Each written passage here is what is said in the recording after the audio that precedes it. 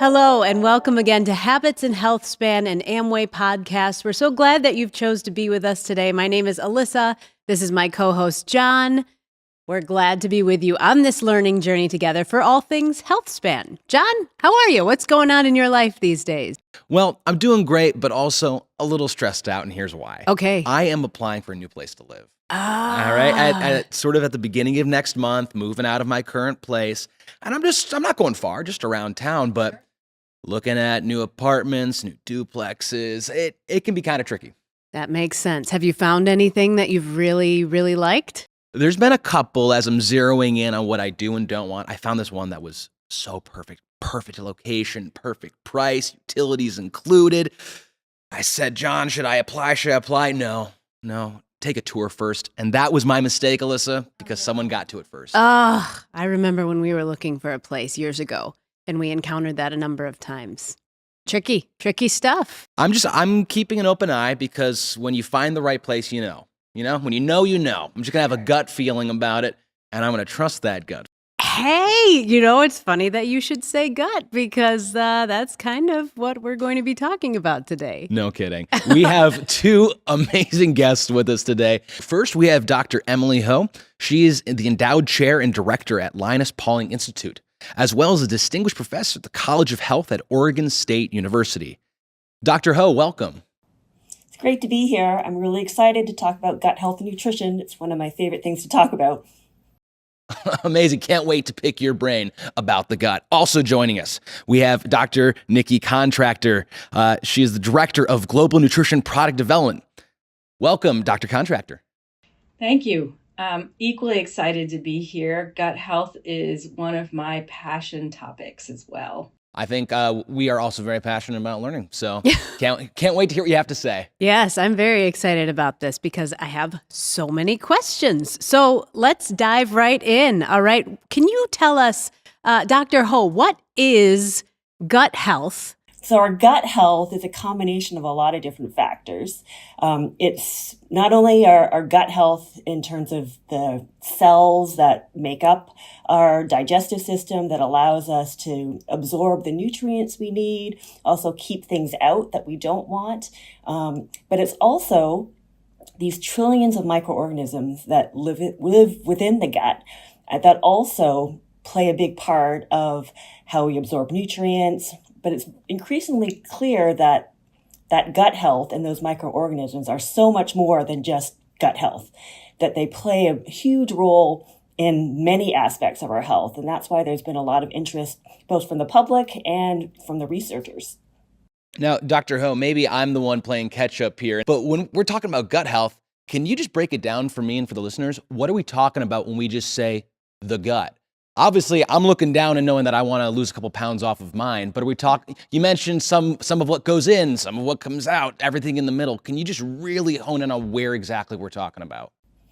Yeah, so it's called our gastrointestinal tract. So it's all the way from our mouth, our throat, our larynx, our esophagus, our stomach, and then there's this big, long, winding tract called our intestines that have several compartments. Each have a different function. Our intestines play a big role in terms of allowing nutrients to come into our body. So until we get past our GI tract, none of our foods are actually truly in our bodies. And that GI tract is kind of that portal to bring things into our bodies as well. It also plays a big role in keeping things out of our body that we don't want, like bacteria, pathogens. So that barrier function is also a big role that our gut plays in terms of our overall health. And then the third component is this new, we like to say, organ, which is these microorganisms that also take a part of that whole system to allow nutrients to come in.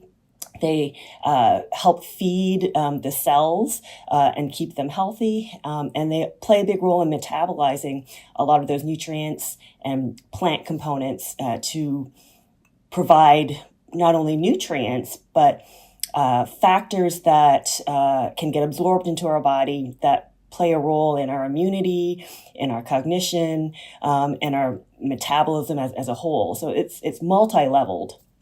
Wow, that is such fascinating information to think about. Like you talked about the microorganisms that are really, they function as like another organ almost as part of this gut health topic. Before we go deeper into this, which again, I have so many questions, but Dr. Contractor, I'm wondering, why do you think that this topic of gut health has seemed to become a more popular topic amongst the public over like the last 5 years? What has brought this to the surface recently?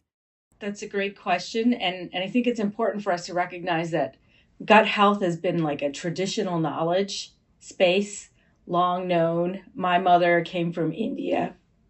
She used to tell me to take care of my gut. And I was like, Mom, what are you talking about? And then I went to grad school and I started studying the immune system.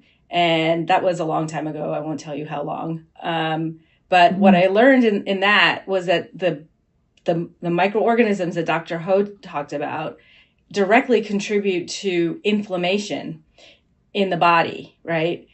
And that was at a time when we didn't actually have the tools that we have had in the last, say, 10 to 15 years to really very well characterize the microorganisms that are present in the gut. And we've actually just witnessed over even the last 10 years an absolute explosion in our scientific knowledge that helps us really understand that the function of the gut is really directly tied to these microorganisms that are present in our gut. And we have so many more tools today to help us better understand the connections. And I think through that knowledge, as it's becoming generalized and more well established, the general public is also becoming more aware of it and is also starting to appreciate what the scientific community has started to appreciate just a little while ago, which is that traditional knowledge about health beginning in the gut can actually be substantiated by the science that we've developed today. And now everybody wants to know, okay, if that's true, what should I do to help myself have a healthier gut? I think you hit the nail on the head there, especially on that last point there. That's one of the things that we're trying to explore here at Habits and Health Span is what do we do? And sort of in the vein of that, Dr. Contractor, I'm going to follow up with you. Before we ask what do we do, maybe can you just say something quickly about as you're looking around, what do you see it's pretty common that we're not doing? Any bad habits that are kind of widespread, probably just from lack of information, lack of practice? Wow, that's a very broad question. What are we not doing? Many things in our daily habits that are bad habits. For example, just our basic diet, right? If we eat a lot of processed foods, generally not treating our microorganisms well, they need the fresh fibers and polyphenols that are present in vegetables and fruits that we intake to really function and to have the right healthiest bacteria and composition. So let's start there, like eat less processed food.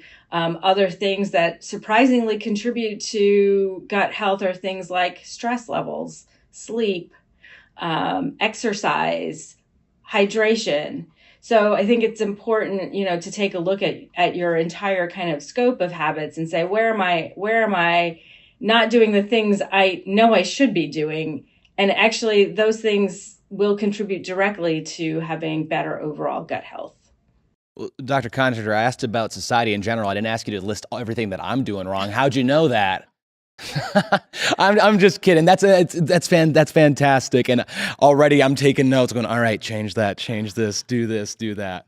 Yeah, this is really good information. I'm struck again with the idea that everything's connected, right? Like it's not just one fix-all thing. But you mentioned sleep and hydration and staying away from the processed foods. I hear fruits and vegetables. You said that those actually do matter. So this is really great stuff. Dr. Ho, I'm wondering if we hear about gut health and gut microbiome. Can you clarify? Are these the same things?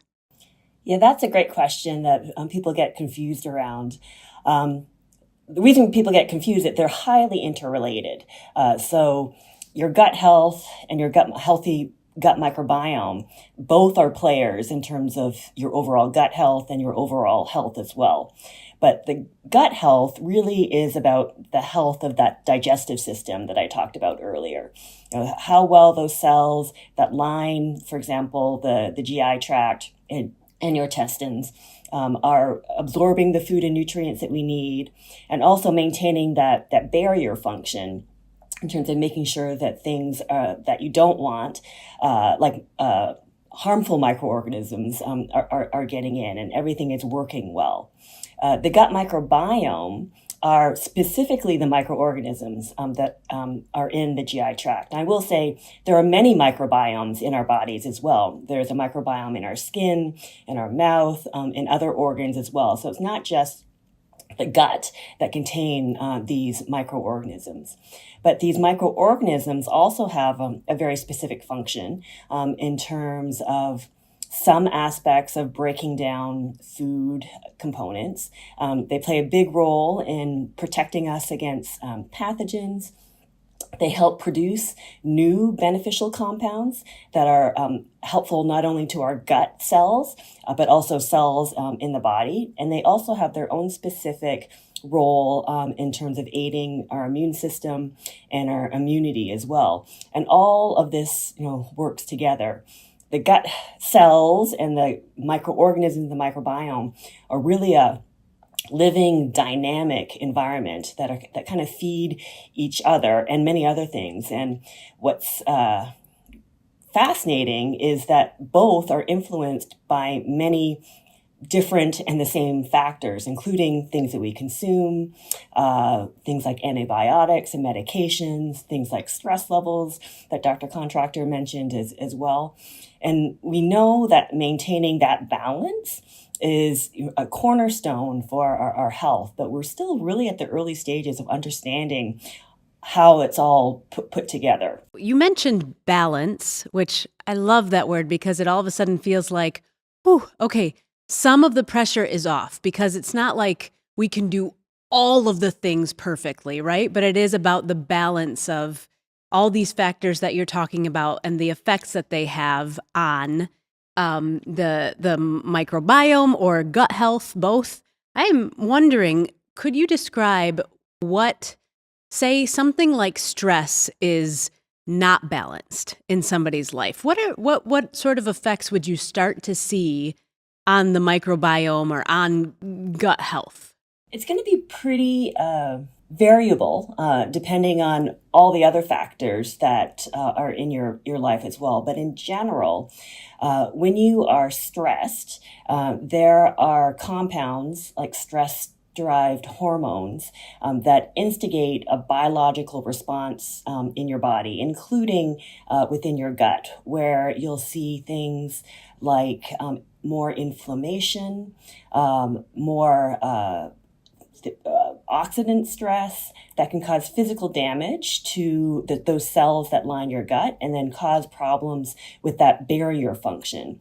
That can feed forward in terms of letting more bad things into your body that cause more inflammation and potentially more damage and more biological signals that kind of exacerbate that whole stress response, more inflammation, and potentially more damage to both the microbiome species, your gut health cells, but also cells that are within your body as well. So you can have a sense of kind of slow dysfunction of things like your immune system, your resilience to more stresses. So it very much can be, once you get out of balance, a cycle, a move forward cycle in terms of bad things that can start to happen to your body.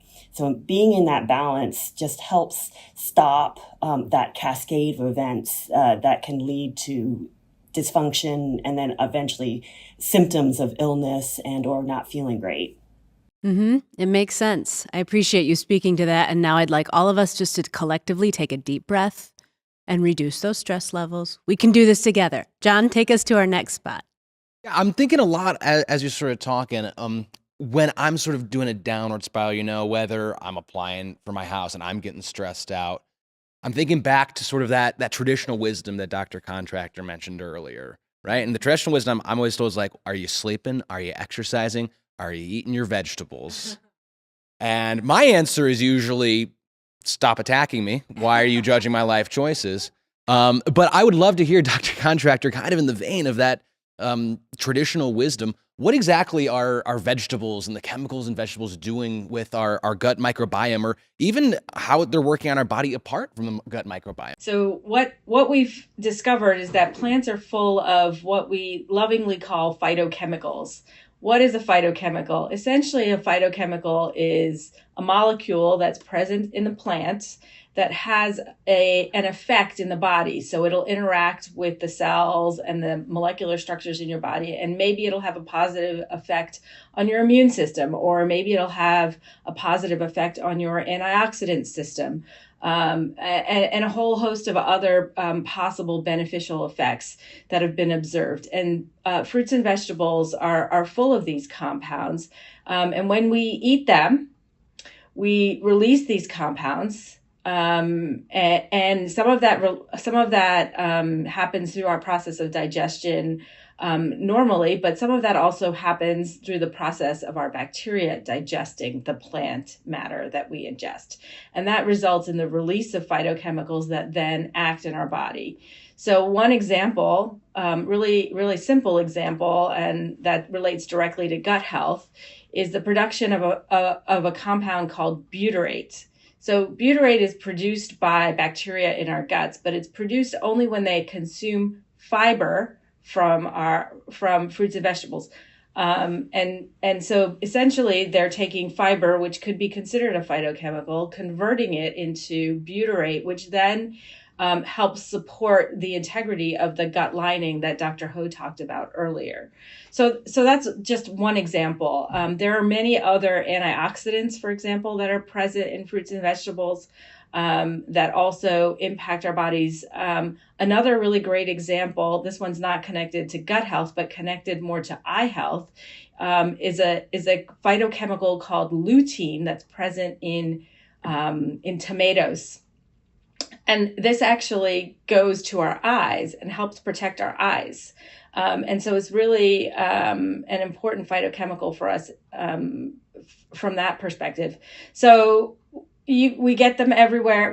They're present in all plants and fruits and vegetables, and then they have many, many various functions in the body. So super important for us to have a high intake. I kept waiting for you to say how many phytochemicals are in a big basket of French fries or chips and queso, and you never said it. I'm sweating a little bit here, but I'm going to trust your wisdom on that. That's fantastic. I agree. It's really some good information, and I'm going to take what you said and remind my children that it's not just me saying vegetables are good for you. Doctors who really know a lot more than me say the same thing. So this is fantastic. Kind of along those lines, Dr. Contractor. So I just mentioned I have 3 kids. You know, this is a daily thing that we try to establish these habits and eating things that are good for us.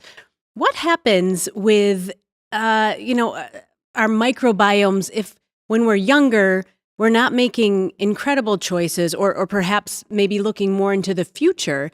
Like, how does your gut microbiome impact your metabolic health as you age? So kind of looking back, but more so looking forward, and then what can you do now? That's a lot of things, but I'm mostly interested in the impact on metabolic health as you age. Can you speak to that? So a few association studies that I'll tell you about to help us kind of understand that. One thing early on in kind of our study and understanding of the microbiome that was observed was that children born via cesarean section or via vaginal birth had different microbiomes.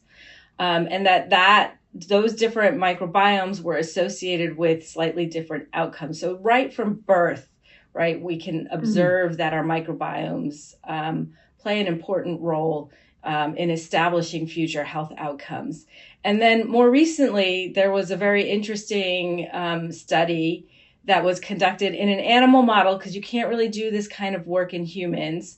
But what they did was they took microbiomes from old mice and put them in young mice, and vice versa. They took microbiomes from young mice and put them in old mice. And what they found was that the the microbiomes from the old mice induced more inflammation, more markers of inflammation in the young mice. So, and essentially telling us that the exposures and accumulation over time resulted in changes to the microbiome, in the aged microbiome, that then results in like increased inflammation, which may then in turn have impacts on our overall metabolic health. So clearly some association, not direct cause and effect, right? And really important for us to distinguish the difference. But gives us some clues that, hey, we really want to pay attention to the health of our microbiome. So how do we pay attention to the health of our microbiome? One way is that there are many laboratory tests today that help you to understand. I think Dr. Ho used this word earlier, balance. It's been established through a number of different association studies, essentially what a healthy microbiome should look like. And so you can kind of look at the health of your microbiome through tests like laboratory tests. And that can help you kind of understand, hey, maybe I need to increase my probiotic intake. Maybe I need to take more fiber, maybe exercise more, things that will help you to bring your microbiome back into balance. Yeah, no, we're talking about balance, and you're hearing us talk about a lot of different things in terms of contributing to our health. And that's absolutely true with your gut health as well, that it's not necessarily just one thing and even in the food realm, it's, a variety of foods, fiber, different phytochemicals that really all come into play to help with that balance.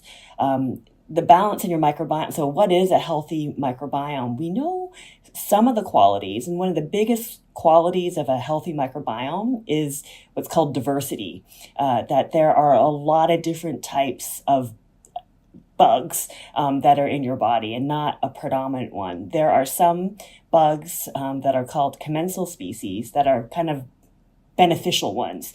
You want those to be more than the unbeneficial ones, but you're never going to have all of one and none of the other. Again, it's always this balance and kind of variety, both in terms of your habits and your microbiome are really key to positive health. One thing that you both sort of mentioned was the various routes that we can take to try to figure things out. I remember not too long ago, Alyssa, I was having some weird gut stuff myself. And so I was doing the trial and error. I'm like, oh, maybe I should stop eating some dairy. No, that's not doing it. Maybe I'm not having enough carbs. Maybe I'm having too many. And no matter what I was trying, I couldn't figure it out. And one of the things that I tried, I looked it up. I said, how do I help my gut? And I saw prebiotics, probiotics. So I tried some of those.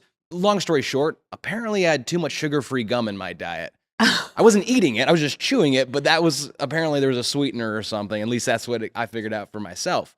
But I would love to learn a little bit more. Those prebiotics, probiotics that I was taking, that's the first thing I hear when I'm learning about gut health. Can you tell me what's happening when we're engaging with those things? So maybe I'll step back and kind of define what each of those are. So the probiotics are actually the organisms.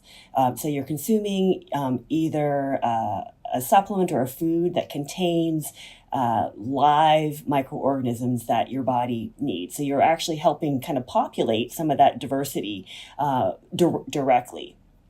The prebiotics are components of foods, usually from plants, that help feed the microbiome that exists in your GI tract. So it helps either change. In some cases, it helps change the microbiome balance within your body by feeding the microbiome, or in some cases, it's more the metabolites that are produced as a result of getting eaten up by the microbiome factors. And then there's this kind of new term called postbiotics, which are directly taking the metabolites that the microbiome produces. And each have their pros and cons in terms of shifting the diversity, making sure that all the microbial metabolites your body needs has directly. And again, where a lot of the science is saying is you need a little bit of all of it, that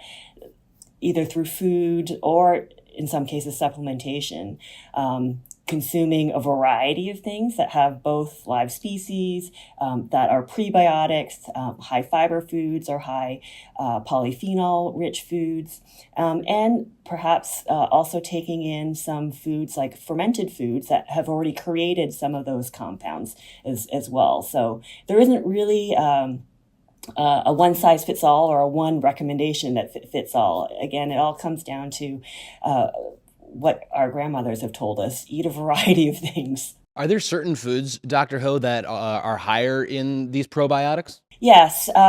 So again, with probiotics, it's about live organisms. So foods that use live organisms, things like yogurt, kefirs, they have more of the probiotics, and you should be able to see on some of these foods that it contains live active cultures, or in some cases they'll actually give you the species that are predominant in the food and or the supplement. Okay, I had never heard the term postbiotic before, so this is part of the reason I love this. Is I'm just learning so much. So thank you for that. That's really great.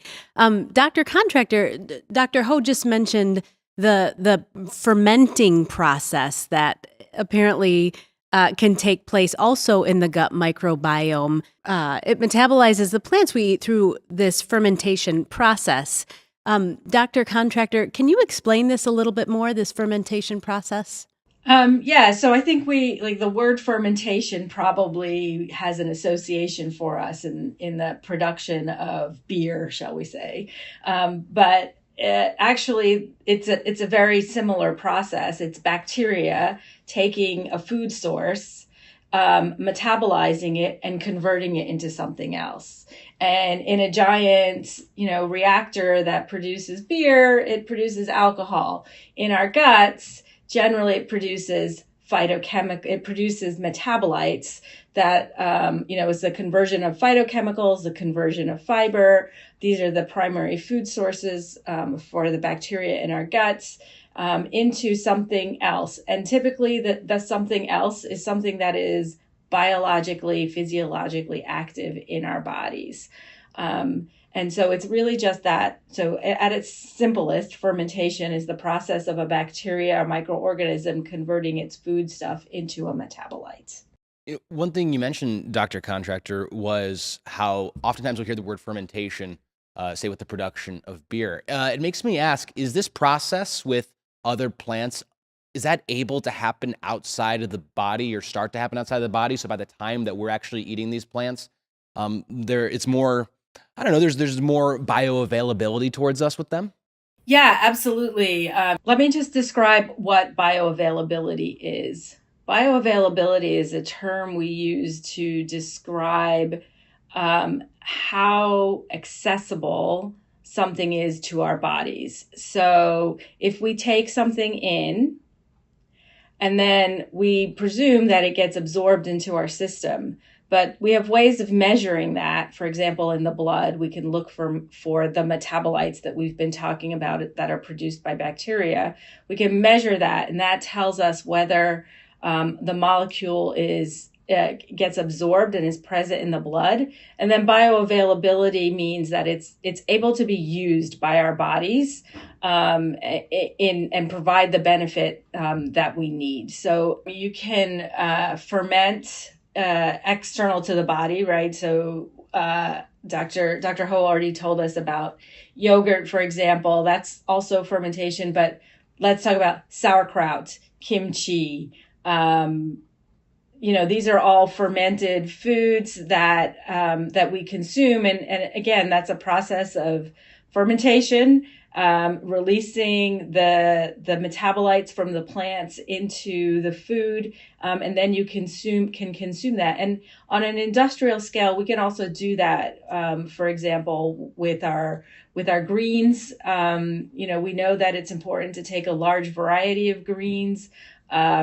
Sometimes those are actually quite difficult for us to break down. So we can sort of do this pre-breakdown process, fermentation, that releases the phytochemicals and other metabolites that then when we ingest becomes easier for us to absorb in our bodies. This is all really great information. My key takeaways so far is balance. Again, I love that word. And I think Dr. Contractor, you said earlier, just paying attention, right, is one very easy thing we can do for our gut health and gut microbiome. And I love that we're just growing in our awareness of this. We mentioned diversity, lots of different things going on and lots of different things going in and making sure they're the right kinds of things. One additional thing that I'm curious about, perhaps Dr. Ho, you can speak to this. Can you describe the gut-brain connection and how gut health impacts mental cognition? Because this is kind of blowing my mind. I'm very curious about this. It blows my mind as well, and it's a really hot area of research, and it's pretty amazing that basically the digestive system. We started off about gut health. Is so much more than just your gut, and it's very clear now that the digestive system talks to your brain, and it's done as a two-way street as well. We call this the gut-brain axis, and a lot of people like to interface. It's actually the gut microbiome brain axis. So those are the three players that all kind of talk together. And there are multiple biological systems that allow this really unique bidirectional communication between your gut, digestive system, the gut bacteria, and your brain. So there's so much research that's going on in this space, including studies that we're doing here at the Linus Pauling Institute around this gut immune, gut brain axis, where we're studying especially all these polyphenol-rich fruits and vegetables, their impact on gut health, their impact on the gut microbiome. We're doing a study in older adults looking at memory and gut inflammation. So there's a lot of exciting things going on. Alyssa, earlier when I mentioned that I just had to trust my gut on what house I had to go with, turns out there's actually some science backing that up. You are absolutely right. How very timely of you. All right. So Dr. Ho, Dr. Contractor, all of this stuff it's incredible information, can be a lot to digest. But I'm curious, just as we sort of wrap up today, this is the podcast called Habits and Health Span. And our health span is not just about our longevity of life, but it's really about the quality of our life right now and the decisions that we can make to affect this. Can you give us just maybe both of you, we'll start with you, Dr. Ho, 2 or 3 practical takeaways for how gut health impacts our health span and things that we can do about it? Yeah, absolutely. Here at the Linus Pauling Institute, we're all about living better longer. So we're all in terms of health span, and we're highly convinced that having a healthy gut and a healthy microbiome are a key cornerstone for optimizing your health and optimizing living better for the longest time. How to have that healthy microbiome, again, we've already talked about it. It's a variety of things that you're going to need to do. Definitely eat your fruits and vegetables, exercise a little bit, reduce your stress, keep some good sleeping habits, keep connections with people. As a nutrition person, I'm still going to double down on eat your fruits and vegetables and get some whole grains in there for the fiber as well. I could talk all day about this. I will mention, if you want to dive even deeper past this podcast, there's some resources that I can share with you. At the Linus Pauling Institute, we have this resource called the Micronutrient Information Center. There are 2 new gut health articles that were just posted this last month. That you can take a look and dive a little deeper into these topics. If you are a nerd, we also have a science review article that will be coming out as well, specifically on phytochemicals, gut health, and health span specifically. So check those out. I love it. How about you, Dr. Contractor?